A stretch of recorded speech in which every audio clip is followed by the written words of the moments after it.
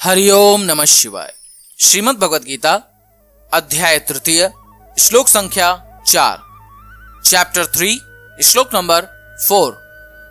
सर्वप्रथम श्लोक। न कर्मणामनारम्भान् नैष्कर्म्य पुरुषोऽश्नुते न च सन्न्यासनादेव सिद्धिं समाधिगच्छति। श्रीमद् भगवद गीता गीता प्रेस गोरखपुर में अध्याय 3 श्लोक संख्या 4 का अनुवाद कुछ इस प्रकार से बताया गया है।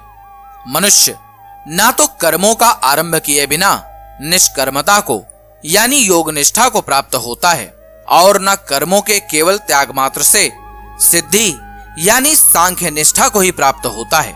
निष्कर्मता का अर्थ श्रीमद् भगवद गीता गीता प्रेस गोरखपुर में इस प्रकार बताया गया है, जिस अवस्था को प्राप्त हुए पुरुष के कर्म अकर्म हो जाते हैं अर्थात फल उत्पन्न नहीं कर सकते, उस अवस्था का नाम निष्कर्मता है। श्रीमद् भगवद गीता यथा स्वरूप में अध्याय 3 श्लोक संख्या 4 का अनुवाद कुछ इस प्रकार से बताया गया है।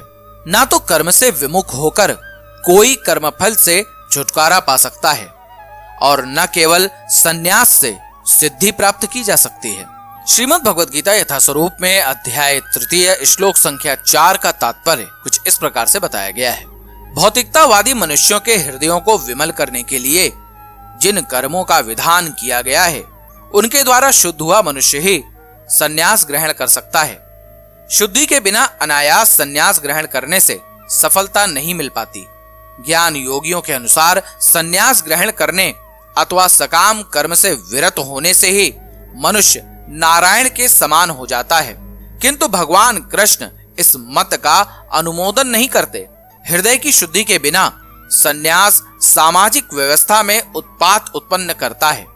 दूसरी ओर यदि कोई नियत कर्मों को न करके भी भगवान की दिव्य सेवा करता है तो वह उस मार्ग में जो कुछ भी उन्नति करता है उसे भगवान स्वीकार कर लेते हैं। स्वल्पमप्यस्य धर्मस्य त्रायते महतो भयात्। ऐसे सिद्धांत की रंचमात्र संपन्नता भी महान कठिनाइयों को पार करने में सहायक होती है। हरिओम नमः शिवाय।